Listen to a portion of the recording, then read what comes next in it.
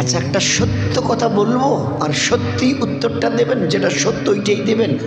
82 বছরের কামাই, ঝুপড়িতে ছিলেন, আজ আপনি 4তলা বিল্ডিংয়ের এসি রুমে থাকেন। আপনার ঘরে যে আসবাবপত্র আছে না, খাট, আল্লাহ, আলমারি, ফ্রিজ, সোফা, ও অমুক তমুক যা আছে, সে কয়েক কোটি টাকা। আর ব্যাংকে বলছেন এত কোটি, 100 কোটি, 500 কোটি। আচ্ছা, যাবার দিন, একটা দিন যেতে হবে, এখান থেকে যেতে হবে। বলে তা তো হবে, তো এখান থেকে কি কি নিয়ে যাবেন যা কিছু 82 বছরে কামালেন? বলুন না। একটা অচল পয়সার সাথে নিয়ে যাওয়ার হিম্মত আছে আপনার? বুক ঠুকে বলুন, যা কামিয়েছি এর থেকে কিছু না কিছু আমি নিয়ে যাব। ছেলে ফেলে, মেয়ে জামাই, বিবি, বাচ্চা বাচ্চা, এদের জন্য কিছু রেখে আমি কিছু নিয়ে যাব। বলুন, বুক ঠুকে বলুন, যা কামিয়েছেন তার থেকে কি নিয়ে যাবেন? খালি হাতে যেতে হবে। যা এমন জিনিস কামিয়েছেন আর এমন জিনিসের উপরে জীবনভর 82 বছর মেহনত করেছেন, যে এখান থেকে একটা অচল শিখি নিয়ে যেতে পারছেন না। আপনার গায়ের গেঞ্জিটা যদি না খোলে না, কেউ বলবে না ছেড়ে দেন তো, থাক। বলবে এবার একটা ব্লেড নিয়ে আসো, না তো কাঁচি নিয়ে আসো, ওটাকে কেটে বার করো। যদি কোনো মেয়ে ছেলে হয়, উম্মতের কোনো মেয়ে ছেলে হয়, সব কিছু তো খুলে নিয়েছে, বলে নাক ফুলটা কোনোভাবেই বেরোচ্ছে না, বলে যেভাবে হোক কেটে দাও, কাঁচি টাচি হোক, ওই গাউন ফাউ হোক, যেভাবে হোক, বলে দেখতে ছেড়ে দাও। তো একটা নাক ফুল ও বেচারি নিজের পয়সা দিয়ে কিনেছে, ডিম বাসা, মুরগি বেসা পয়সা দিয়ে কিনেছে, ও নিজে ছেড়ে দাও, থাকুক। বলে না না না না, আপনি কি বলছেন? শরীয়তের এজাজত নেই এই দুনিয়াটাকে কিছু নিয়ে যাবার, কোনো এজাজত নেই। সেই রাওয়ায়াতের মধ্যে এসছে যে যদি ওই মৃত ব্যক্তির, পুরুষের ওই মেয়ে ছেলের দেখেন যে পেটটা ভারী হয়ে আছে, মনে হচ্ছে একটু বেশি রকমের খানা তার পেটে আছে, শরীয়ত কি বলছে? ওই মৃত ব্যক্তিকে একটু বসান, পেটে চাপ দেন, কারণ এতটা খানা নিয়ে ওপারে যাবার কোনো ইজাজত নেই। চাপ দিয়ে তার পায়খানা রাস্তা দিয়ে আগে কিছুটা বার করে দিয়ে স্বাভাবিক অবস্থায় এনে তারপরে গোসল দিয়ে জানাজার কাপড় পেঁচিয়ে দিয়ে তাকে কবরে রাখেন। কাপড়ের কাপড় পেঁচিয়ে, জানেন খবর? কিসের পিছনে আজকের আমরা আমাদের জীবনকে বরবাদ করছি? কামাতে মানা নেই তাই বলে দিন বাদ দিয়ে, এসে বিল্ডিং এ থাকতে মানা নেই তাই বলে নামাজ বাদ দিয়ে, 4 চাকার এসি কারে ঘুরছি মানা নেই ইসলামে তাই বলে রমজানের রোজার তারাবি বাদ দিয়ে, পেয়ারে নবীর ঈদ ও সুন্নতের শরীয়ত বাদ দিয়ে কোথায় যাচ্ছেন? কার কাছে যাচ্ছেন? হুঁশ আছে? কেউ নেই। খালি একটু পরে এই যে কটা কাপড় পেঁচিয়ে দিয়ে আপনাকে শুয়ে দেওয়া হচ্ছে না, সবকিছু খুলে ফুলে, পুরুষ হনার মেয়ে ছেলে, শুনে রাখুন, এটা আপনার জন্যে নয়। এই বাজার থেকে এই যে টাটকা কাপড় এনে ছিঁড়ে ছিঁড়ে 3 টুকরো 5 টুকরো, এটা আপনাদের জন্যে নয়। কারণ আপনি ল্যাংটায় আছেন, না কাপড় দেয়া আছে মকমলের কাপড়, না সুতির মোটা কাপড়, আপনার তো হতবোধই নেই। কাপড় দিলেই বাকি আর না দিলেই বাকি। বলতে পারবেন এ ভাই আমাকে ন্যাংটা করছেন কারণ, বলতে পারবেন হুঁশ আছে আপনার? তো এটা আপনার জন্য নয়, যারা বেঁচে আছে তাদের চোখের পর্দা করবার জন্য। শুনে রাখুন ভালো করে, এই কাপড়টুকু আপনার জন্য নয়, আপনার তো কোনো প্রয়োজনই নেই। এই কাপড় দিয়ে ঢেকে কি হবে? এই যে কটা লোক বেঁচে আছে, যারা গোসল দেওয়াবে, যারা ওই আপনাকে খাটিয়ে তুলে কবরস্থানে নিয়ে যাবে, ফের লাশটাকে নামাবে, মাটি দেবে, তাদের একটা তো চোখের একটা পর্দা আছে, লাজ লজ্জা শরম আছে, ওরই জন্যে কাপড়টা দেয়া হয়েছে। আমরা আমাদের মা বোনেরা ভালো করে বুঝি, এ খাট বলে এটা সেগুন কাঠের খাট, মেহগিনি কাঠের খাট, 3 লাখ টাকা দাম। হ্যাঁ ঠিক আছে, শুইতে মানা নেই, কিন্তু চাচি, খালা, মামি এ কি করছেন? বলে আমরা 2-3 জন মাথার দিকে আর 2-3 জন পায়ের দিকে ধরে তোমাকে তুলছি। কেন কেন কেন?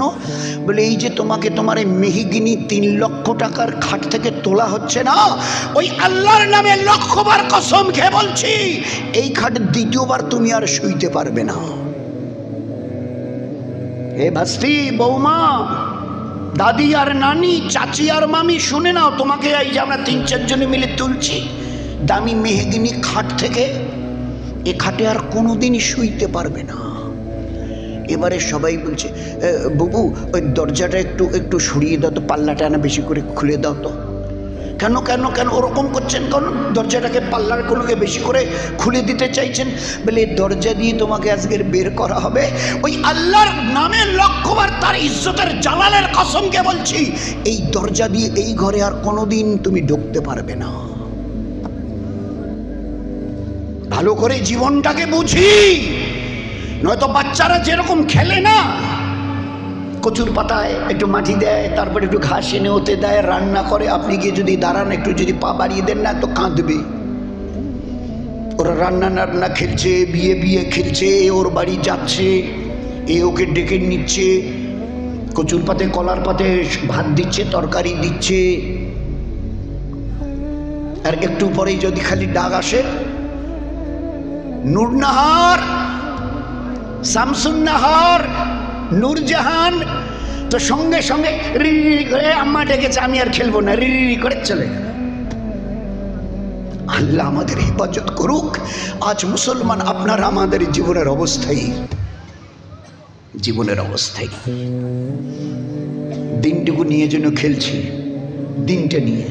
খালি যদি তামাক বলে আপনি আসবেন না চাচা, ভুট্টার ক্ষেত যদি বলে, আমার দোকান যদি আমাকে ডাকে, আমার সার্ভিস আর চাকরি যদি আমাকে ডাকে, আসবেন না, তো এইবারে দিনটাকে রিরি করে দিয়ে চলে গেলাম। আমার ওইটা আসা, আমার ডাক এসে তামাক ডেকেছে, ভুট্টা ক্ষেত ডেকেছে, আলুর ক্ষেত ডেকেছে, ধানের ক্ষেত ডেকেছে, আমার দোকান ছোট অথবা বড় হোক ডেকেছে, আমার ছোট অথবা খুব দামি চাকরি আমাকে ডেকেছে। আমি আর খেলবো না রে, দিনের সাথে আর খেলবো না। দিন সাহাবাদের পুরুষরা নয়, সাহাবাদের ঘরের মা, বোন, বিবি আর বেটি বলতো, ও চৌদ্দবী সাদির কুচবিহার জেলার পেয়ারা নবীর উম্মত আর উম্মতের মা বোন, যত পারো দুনিয়া কামিয়ে নাও। আমরা তো আল্লাহর নামে কসম দিয়ে বলছি, ইন্না হিমামুনাল আখিরা, চাই আমাদের বাড়িতে দুনিয়ার কিছু থাকে থাকবে, না থাকে না থাকবে, কিন্তু জীবনভর চেষ্টা করে আখিরাতকে বানিয়ে নিয়ে আল্লাহর কাছে আমরা চলে যাব। ইন্না হিমামুনাল আখিরা, আখিরাত আসল, দুনিয়া নকল। এটা আজ আছে, ডা গেলে আর থাকবে না। আমার স্বামী নেই, বাড়ি নেই, ঘর নেই, খাবার দাবার নেই, বিছানাপত্র নেই, হাট বাজার নেই, চাষাবাদ নেই, কিচ্ছু নেই, সব শেষ। ডাক এলো, সব শেষ। আখিরাতের জীবন মৌতের রাস্তা দিয়ে শুরু হবে। আচ্ছা, এটা কতদিন চলবে? কতদিন চলবে? আল্লাহ কোরআনে কারীমে বোধহয় 1000-এরও বেশি জায়গায় বলেছে, আবাদান আবাদা, আবাদান আবাদা। এর কোনো নির্দিষ্ট কোনো দিন, তারিখ, মাস, বছর, শতাব্দী বলে কিচ্ছু নেই। এ বরাবর চলতেই থাকবে। ও এমন এক জীবন যে জীবনের কোনো শেষ নেই। ওই জীবনের অনাদি অনন্তকালের, দ্যাটস অ্যান এটার্নাল লাইফ। তারই জন্য আমি আল্লাহ দুনিয়াতে তোমাদের পাঠিয়েছি, জীবনটাকে মেহনত করে তৈরি করবার জন্য। যদি তৈরি করে নিয়ে আসো, তোমার সুখের সীমানা থাকবে না, তোমার সুখের কোনো পরিধি থাকবে না। আর জীবনটাকে যদি নিজে হাতে তছনছ করে বিক্রি দিয়ে আসো, তোমার দুঃখেরও কোনো সীমা থাকবে না। আল্লাহর পেয়ারা রাসূল বলতেন, যে উম্মত, পুরুষ অথবা মেয়ে ছেলে, জীবনটাকে আখিরাতের জন্য আল্লাহ দিয়েছিল, বানিয়ে যদি নিয়ে যেতে না পারে, আমি ইমামুল আম্বিয়া, তামাম নবীর সেরা নবী আর দয়ার নবী বলছি, কাল কিয়ামতের ময়দানে নিজের দুরবস্থা, পরিণতি, ভয়ঙ্কর পরিণতি দেখে, কি শুনছি, কি বলছে, কি আওয়াজ আমার কানে এসে পড়ছে জাহান্নামের, কিয়ামতের মাঠে। ওই অবস্থায় ভয়ে ভীত সন্ত্রস্ত হয়ে আল্লাহর রাসূল সাল্লাল্লাহু আলাইহি ওয়াসাল্লাম বলতেন, এই দুই চোখ দিয়ে রক্তের কান্না কাঁদতে কাঁদতে নদী বইয়ে দিয়ে তাকে জাহান্নামে যেতে হবে। কোই পুছনেওয়ালা নেই। একজন কেউ তোমার এই কান্নাকে দেখে জিজ্ঞাসাও করবে না, ভাই আপনি কেন কাঁদছেন, চাচি আম্মা আপনি কেন এইভাবে কাঁদছেন, এতটা রক্তের কান্না যে আল্লাহর রাসূল সাল্লাল্লাহু পাক জবানে বলেছেন রক্তের নদী বয়ে যাবে, ওই রক্তের নদীতে যদি নৌকো চালাতে চাও নৌকোও তোমার চলবে, কিন্তু তোমার প্রতি সরিষার দানা পরিমাণ ও আল্লাহ দয়া দেখাবেন না। ওই দিনকার কথা একটু ভাবো, দুনিয়া করতে মানা নেই। নৌকো ডাঙ্গায় চলে না, পানিতেই চলে, পানিতেই চালাতে হবে, কিন্তু সব বি কেয়ারফুল, কিন্তু সাবধান। পানিতে তো চলছেন, চলতেই হবে নৌকা নিয়ে যতটা চলতে চান, কিন্তু পানি যেন উপরে না ওঠে নৌকোর। মৌত পর্যন্ত দুনিয়া নিয়ে চলতে হবে। দুনিয়া যদি না করেন খাবেন কি? ভুকা মরবেন। দুনিয়া যদি না করেন তো উলঙ্গ চলবেন, কাপড় লাগবে না। দুনিয়া যদি না করেন, না কামান, তো ধূপ তাপ বৃষ্টি বাদলে কি গাছের নিচে, বট গাছের নিচে গিয়ে থাকবেন? দরকার হবে না। রাত্রে কি গাছের নিচে ঘুমাবেন? একটা বিছানা টিছানা কিছু একটা লাগবে না। দুনিয়া তোমাকে করতে হবে, কিন্তু একটা কথা মনে রেখো, এই দুনিয়ার জন্য এই জায়গায় জায়গা না পায়। আমার দিকে দেখেন, এই দুনিয়ার জন্য এখানে না ঢোকে।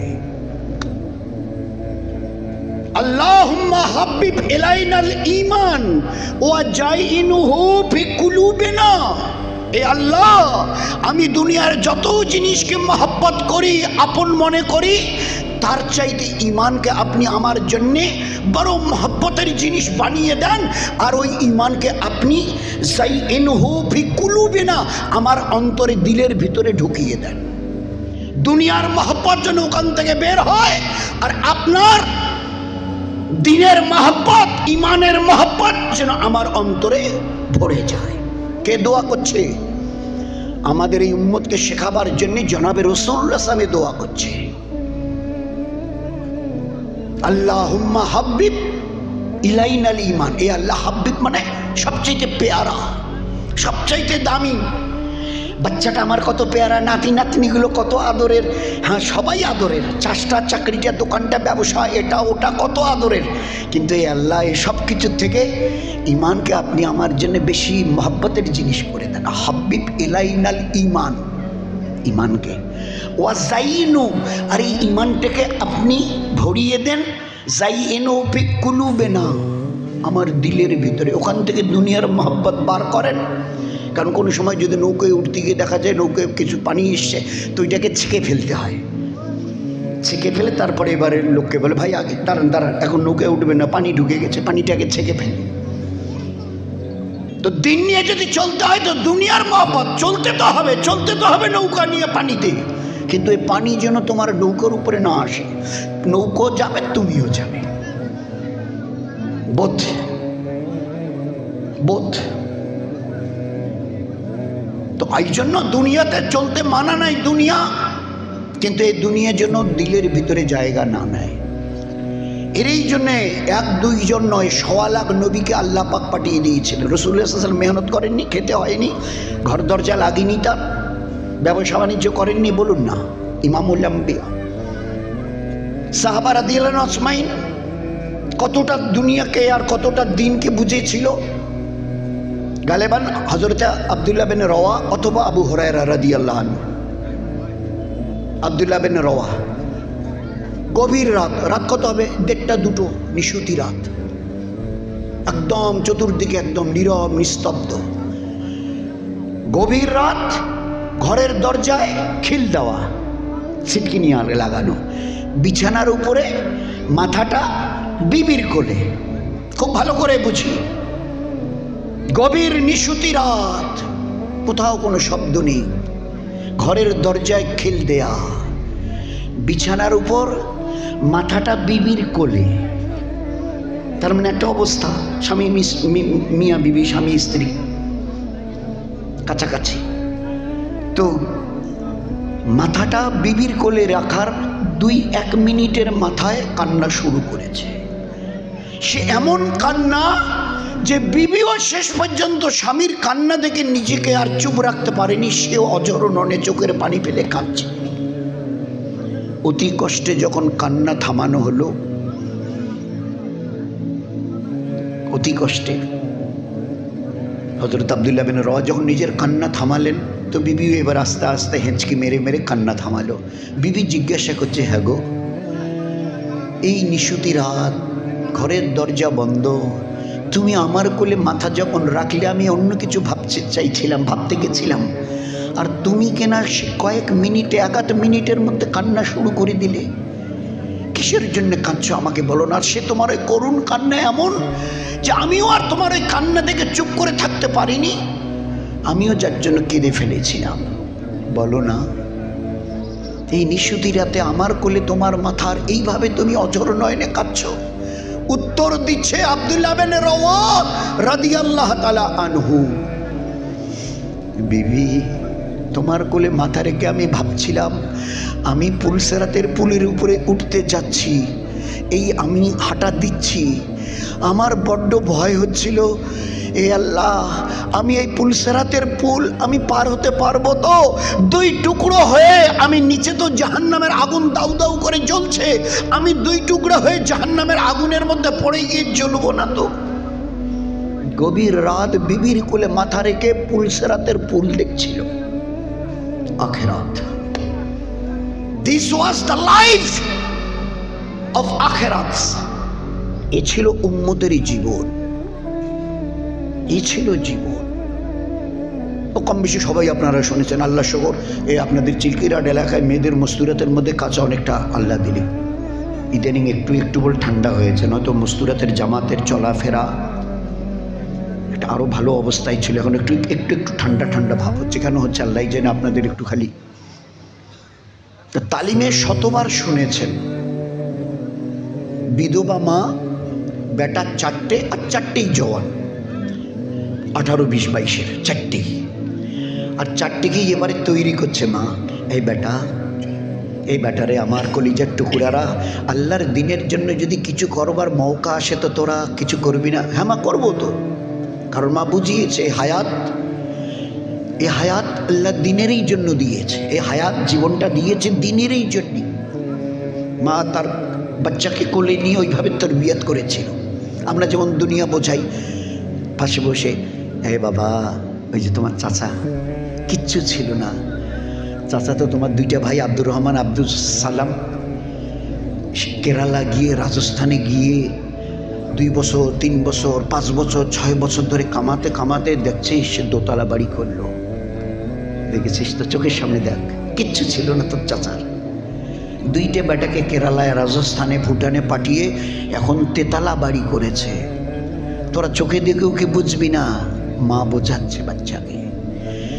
তো খোদার কসমকে বলছি, ওই জামানার মা বাচ্চাদের ওইভাবে বোঝাতো। দেখ বেটা, দুনিয়াটা বড় নয়, আখেরাত বড়। এ সব কিছুকেই ছাড়তে হবে, খোদার কাছে যেতে হবে, কেউ যেন খালি হাতে না যায়। এই জন্য আল্লাহ পাক কিতাব, আসমানি কিতাব কোরআন আর নবীকে পাঠিয়ে দিয়ে চলা কিভাবে চলতে হয় দুনিয়ায় শিখিয়ে দিয়েছে। ওইভাবে মা তার বাচ্চাদের তৈরি করেছে। 4টেই এখন জওয়ান, স্বামী অনেক দিন আগে মারা গেছে, বিধবা মা। দুনিয়া বলতে 4টে জওয়ান কলিজার টুকরা। মৌকা এলো, যাবি না? যাব।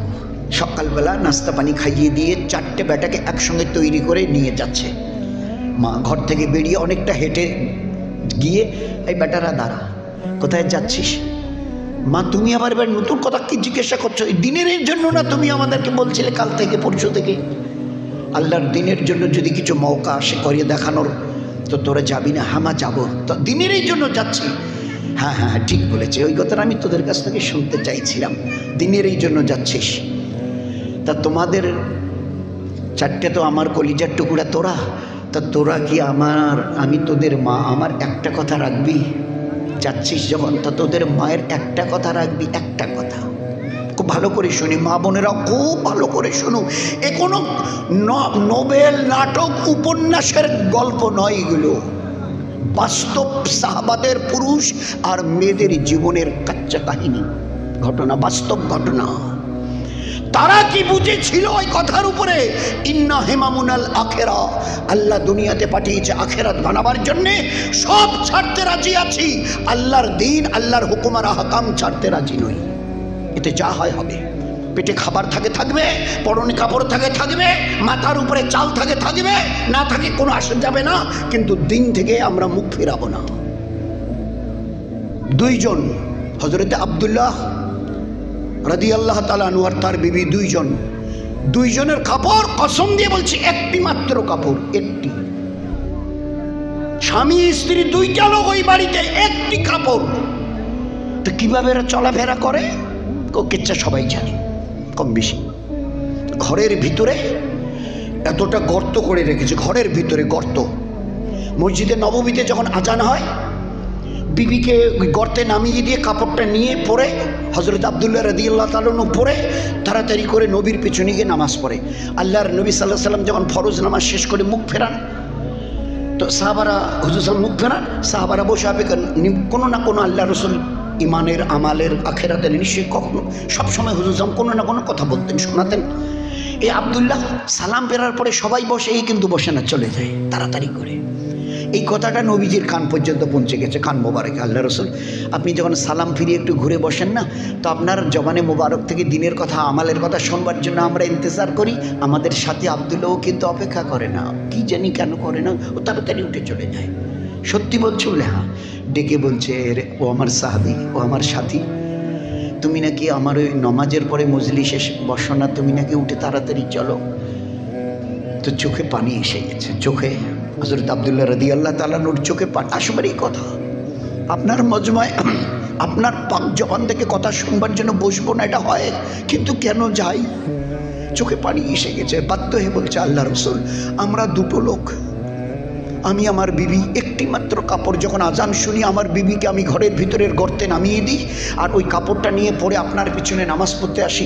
আপনি যখন সালাম ফেরান, আমার বিবির যাতে আমি দেরি করে গেলে তার যেন নামাজ কাজা না হয়, আমি দ্রুত চলে যাই আর ঘরের ভিতরে ঢুকে আমি গর্তেটা নামি আর এই কাপড়টা খুলে দিই, আমার বিবি পড়ে এবারে নামাজ আদায় করে। এই আল্লাহর পেয়ারা রসুল, আমরা দুটো উম্মত আপনার, একটি মাত্র কাপড়। খোদার কসম দিয়ে বলছি, ওই দিন আর আজ এই অবস্থায় এই দুটো মানুষের একটি কাপড়, কিন্তু জীবনে এক ওয়াক্তের নামাজ আমরা কাজা করি না। সেই উম্মত আজ আল্লাহ আমাদের জায়গা নেই। কেন কেন বলে, এক একজনের 5, 7, 8, 10 রকমের সেট, 2-3টে আল্লাহ ভরে আছে, জায়গা নেই আর কাপড় রাখবার।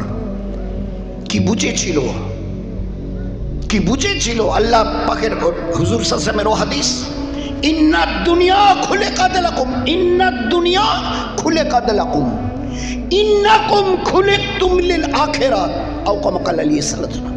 নিশ্চয়ই এই দুনিয়াটা তোমাদের ব্যবহারের জন্য। আল্লাহ রাসূল বলছেন, এই গোটা দুনিয়াটা তোমাদের ব্যবহারের জন্য, তোমাদেরই জন্য। ইন্নাদ দুনিয়া খুলিকাত লাকুম, ইন্নাকুম খুলিকতুম লিল আখিরাত, কিন্তু তোমাদেরকে পাঠানো হয়েছে আখেরাত বানাবার জন্য। দুনিয়া তোমাদের জন্যে আর তোমরা আখেরাতের জন্যে। এই দুনিয়ায় থেকে মৌত পর্যন্ত চেষ্টা করে নিজের আখেরাতকে বানিয়ে নিয়ে খোদার কাছে চলে যেও। ওই দিন যেন রক্তের কান্না কাঁদতে কাঁদতে জাহান্নামে যেতে না হয়। হ্যাঁ, এক কঠিন অবস্থা সামনে আসছে। খালি কবর থেকে উঠে কিয়ামতের মাঠ, খালি এক ঝলক চেহারাটা দেখে আল্লাহ পাকের তরফ থেকে এলান হবে, ওয়ামতাজুল ইয়াউমা আইয়ুহাল মুজরিমুন। এখন হয় না, আমরা যখন ছোট ছিলাম, যারা বয়স্ক আছেন তারা শুনেছেন। আমি ওই 1 বছর মাথাভাঙা স্কুলে পড়েছিলাম, তো বাড়ি থেকে যখন স্কুলে আসতাম, তো ওই কাছারির সামনা দিয়ে স্কুলটা মাথাভাঙা হাই স্কুলে যেতে হয় ক্লাস 6-এ। তো 1 বছরের ওই আওয়াজটা আমার মনে আছে। মুজির ওই একজন কি বলতো, কি যেন চাপরাশি না কি বলতো, ওই পেয়াদা, ওই মানে কোর্টের, তাকে ওই উকিল বলতো, অথবা যিনি ওই ইয়ে থাকতেন সেখানে করণিক উকিলের কোর্টের ওই হাকিমের পাশে, তিনি বলতেন নামটা, আর উনি এবারে বাইরে গিয়ে বারান্দায় দাঁড়িয়ে বলতেন মুজরিম, নাম বলতো, মুজরিম হাজির, মানে আসামি, কিন্তু আসামি বলা হতো না, বলতো মুজরিম হাজির। নামটা 2-3 বার বলে বলতো মুজরিম হাজির। তো ওরা বারান্দায় বাইরে থাকতো, এবারে এসে কাঠগড়ায় ওখানে দাঁড়াতো, মুজরিম আসামি। আল্লাহ বলেছেন কিয়ামতের মাঠে উঠবে এক ঝলক, আমি এক ঝলক দেখেই বুঝে যাব। বলা হবে ওয়ামতাজুল ইয়াউমা আইয়ুহাল মুজরিমুন, এই মুজরিম নেককারদের থেকে আলাক হয়ে যাও। আলাক বলতে তোমরা জাহান্নামে চলে যাও, হয়ে গেছে ফয়সালা। এক ঝলক কে? আপনার আমার পাক পরওয়ারদিগার আল্লাহ। বাসবার জন্যে আমার নবী কই, আমার দয়ার নবী কই গো, আমার দয়ার রসুল কই, এই করে করে একটু আগে বারবার জন্য চেষ্টা করব। ভিড় হুর ভাঙ্গামা দেখা যাচ্ছে বোধহয় ওইখানে, খালি যাওয়ার চেষ্টা করব। 100 মাইল 100 মাইল দূর থেকে আল্লাহ রসুল এক ঝলক চেহারাটা দেখেই, পুরুষের হই অথবা মেয়ে ছেলে, এক ঝলক চেহারা দেখেই বলবে সুকান সুকান সুকান, আমার কাছে এসে কোনো লাভ হবে না, ভাগো ভাগো। যে দিনকে তোমাদের জীবনে পৌঁছাবার জন্য 23টা বছর রক্ত ঝরিয়েছি, পেটে পাথর বেঁধেছি, সীমাহীন কষ্ট মাথায় নিয়ে ঘুরেছি, সেই দিনকে নিয়ে তোমরা ওই চৌধুরী সাদির ওই জামানায় কুচবিহার জেলায় আমার উম্মত হিসেবে থেকে আমার আনিত দিনকে তোমরা মজাক উড়িয়েছিলে। সুকান সুকান সুকান মানে ভেগে যাও, ভাগো ভাগো, কাছে এসে লাভ নেই। একদিকে আল্লাহ জাল্লে জালালুর আম্মানু আলু রইলান ওয়ামতাজুল ইয়াউমা আইয়ুহাল মুজরিমুন, এই মুজরিম ধরা পড়ে গেছো, দুনিয়াতে খুব মেরেছিলে, আজ এখানে চলবে না। নেককারদের থেকে যারা ইবাদত নিয়ে এসে কে কোন জান্নাতে যাবে তার বোঝা পড়া হবে, তোমরা এখান থেকে চলে যাও নিজেদের ঠিকানায়, তার মানে জাহান্নামে। মান কানা ইউরিদু হারসাদ দুনিয়া নুতিহি মিনহা, মান কানা ইউরিদু হারসাদ দুনিয়া নুতিহি মিনহা, নুতিহি মিনহা ওয়ামা লাহু ফিল আখিরাতে মিন নসিব, ওয়ামা লাহু ফিল আখিরাতে মিন নসিব।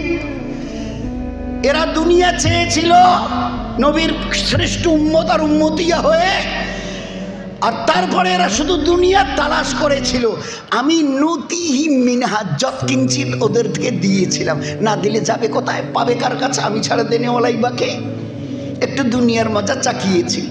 ঝুপড়িতে ছিল একটা টিনের ঘর নেই, একটা চৌবাড়ি না কি বলতো, টিনের ঘর। আচ্ছা এখন একটা একতলা বিল্ডিং চাচ্ছিস নেই, একতলাতে মন ভরে নেই, 2 তলা একটু এসি চেয়েছিস তো নেই, আগে হেঁটে চিল্কি হাট বাজারে গেছিস তো একটা সাইকেল নে, তো সাইকেল এখন নাকি পোষায় না, এটা 2 হুইলার্স লাগে, তো 2 হুইলার্স নে, এনফিল্ড নে, আর যা মন চায় নে। এতেও আর এখন মন ভরেনি, 4 হুইলার্স নে। আগে খালি যাচ্ছিল, পকেটও মাঝে মাঝে খালি থাকতো, এখন ব্যাংকে মোটা জমিয়েছিস নে। কিন্তু দুনিয়ায় শুধু চেয়েছিস, আমি দুনিয়া থেকে নুতিহি মিনহা কিছু দিয়েছি, কিন্তু শুনে নে অনাদি অনন্তকালের আখিরাতের জন্য আমার কাছে আসতে হবে। ওমা লাহু ফিল আখিরাতি মিন নসিব, ওই দিন তোমাদের নসিব মানে কপাল, ওই দিন তোমাদের তকদিরে কপালে কোনো বদলা নেই একমাত্র জাহান্নাম ছাড়া। আগের আয়াতে আল্লাহ বলে দিয়েছে। দিলকে বোঝাই দোস্ত, আমিও খালি বলছি বোঝার জন্যে, আল্লাহ বলছি তো খুব গলা ছেড়ে দিয়ে, এই জন্যেই বলছি যে বলতে বলতে আমারও যেন ভিতরে এ আল্লাহ কিছু বুঝ সমঝ এসে যায়, আমিও যেন একটু করে নেওয়া আলা হয়। মশলা তো সবারই এক, এ কথা নয় যে শ্রোতাদের এক, বক্তাদের এক নেই, হরেকের মশলা আমাদের এক। আল্লাহ বলছেন আর পাক কালামে বলছেন ওমা লাহু ফিল আখিরাতে মিন নসিব, তোমাদের তকদিরে কোনো বদলা নেই ওই দিন। কারণ দুনিয়ার দিন তো চাওই নি তোমরা, দুনিয়া চেয়েছিলেন নুতি মিনা, আমি দিয়েছি। যদি দিন চাইতে মান কানা ইউরিদু হারসাদ দিন ওমা লাহু ফিল আখিরাত, আমি আল্লাহ তাদেরকে খুব ভরমার করে দেব।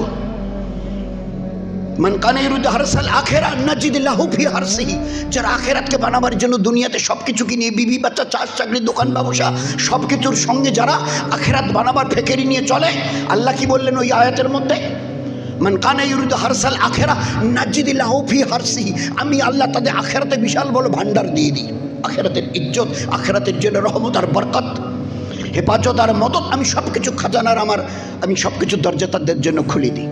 এদের জন্য কি বললেন, নুতি মিনা যত কিঞ্চিত দিয়ে দিই। দুনিয়ার চাইতে জিভটা বার কর, চাকিয়ে দেখ, চেকে নেই।